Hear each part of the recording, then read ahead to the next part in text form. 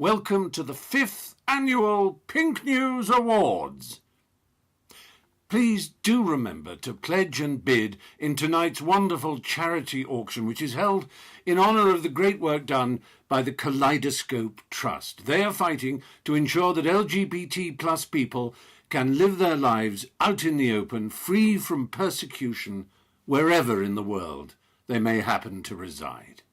And don't forget, please, to share your pics from this evening using hashtag PinkNewsAwards. And the very best of luck to everyone nominated. I'm only sorry I can't be with you here this evening, except in the form of this voice. But please do enjoy the evening. It's all about fun and celebration.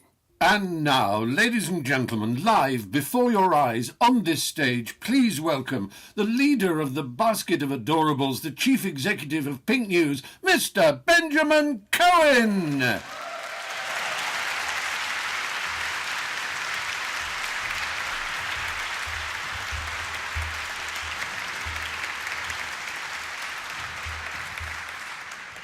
Good evening. As Stephen said, welcome to the 5th Annual Pink News Awards, which is generously supported by our friends at Lloyds Banking Group.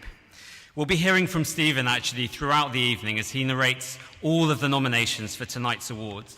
And there's a special chance to bid and win for Stephen to record your own voicemail, and that's in the charity auction to benefit our partner tonight, the Kaleidoscope Trust, and the auction will be introduced soon by Ed Miliband.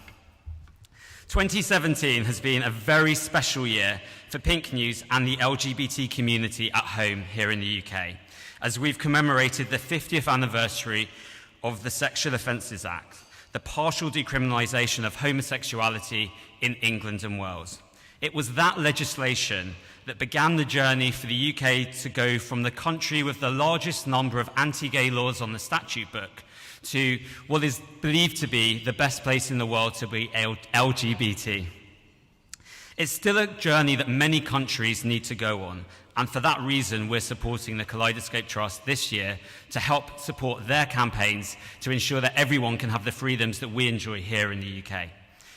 Earlier in the summer, we marked the anniversary with a reception held in the staterooms at Speaker's House, hosted by Mr. Speaker John Bercow. And then, on the day of the anniversary itself, we published a groundbreaking series of articles written by each of the living British Prime Ministers. Sir John Major, Tony Blair, Gordon Brown, David Cameron and Theresa May each reflected on the progress made in their time in government and the next steps for LGBT equality. I'm delighted that one of these Pink News authors is here tonight, someone I was pleased to work with during our Out for Marriage campaign for same-sex marriage back in 2012, and who was a leading proponent of changing the law. Would everyone please welcome the Prime Minister?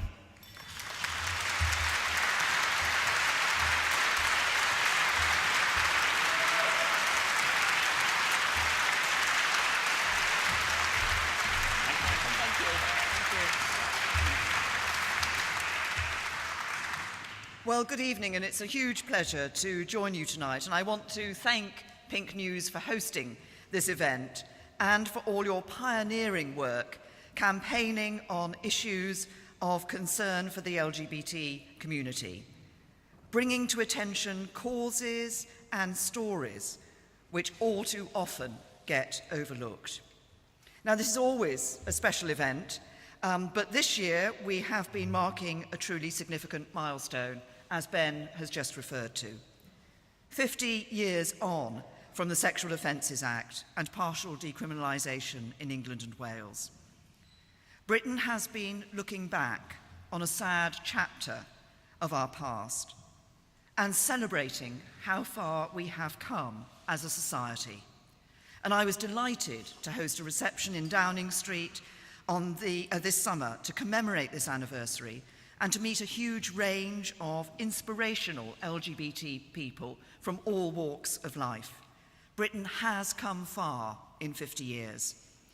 We should remember those who campaigned for so long to deliver the positive change we see today. They fought for what they knew was right with courage and determination, and they made our country a better place as a result. but we know there is still a long way to go. Homophobia, biphobia, and transphobia have still not been defeated, and they must be. Bullying in schools and on social media is still a daily reality for young LGBT people, and that has to stop. Trans people still face indignities and prejudice when they deserve understanding and respect. And when we look around the world, we see countries where the human rights of LGBT people are denied and terrible suffering is the result. This 50th anniversary year reminds us of the power we have to make a change, and that Parliament and government have a duty to act, and as Prime Minister, I know that. And I'm a proud member of the most diverse parliament in the world, and I lead the most diverse Conservative government ever. A government with LGBT ministers in the Foreign Office, Department for Education, in the Business Department, in the Scotland Office. I'm proud to lead a cabinet with 2 out members, David Mundell, the first out gay man in a Conservative cabinet, and Justine Greening, the first out gay woman in any cabinet. Both build on the legacy.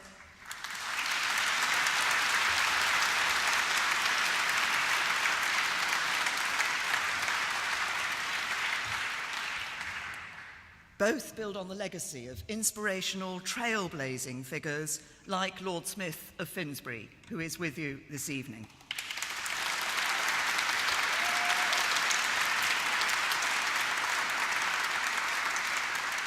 But the progress we've made over the past half-century has been the result of cross-party reforms. A Labour MP and a Conservative peer took the Sexual Offences Act through Parliament 50 years ago. Great strides were made by the last Labour government, and I was proud to be the Home Secretary who published the Equal Marriage White Paper. I was proud to be one of the sponsors of the bill and proud to vote for it to become law, so that today, no matter who you are, you can enjoy the loving support of marriage. David Cameron has said that legislation was one of his proudest achievements as Prime Minister, and it's one of my proudest achievements as Home Secretary. But we need to keep up our action. So we are pressing ahead with inclusive relationships and sex education in English schools, making sure that LGBT issues are taught well. And we're determined to eradicate homophobic and transphobic bullying. We've set out plans to reform the Gender Recognition Act, streamlining and demedicalising the process for changing gender, because being trans is not an illness and it shouldn't be treated as such.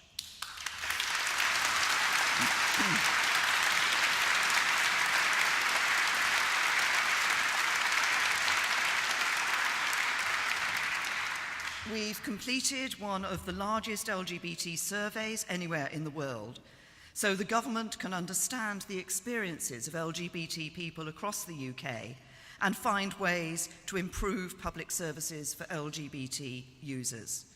And we're implementing a world-leading blood donation policy for gay and bisexual men, reducing the deferral period for men who have sex with men from 12 months to 3 months, and exploring how to introduce individual risk assessments.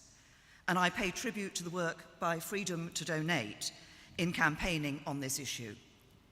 On the world stage, we're standing up for LGBT rights and challenging at the highest level those governments which allow or inflict discrimination or abuse. The anti-LGBT laws which remain in some Commonwealth countries are a legacy of Britain's colonial past, so the UK government does have a special responsibility to help change hearts and minds, and we will ensure that these important issues are discussed at the Commonwealth Heads of Government meeting, which we will be hosting here in London next April, and also during our 2 years as Commonwealth Chair in office. We're supporting the great work of the Kaleidoscope Trust, and I'm pleased that they will also be the beneficiaries of the auction and raffle this evening. The Trust does splendid work, and I would pay tribute to everyone who has contributed to its success, including Speaker Bercow. So let me be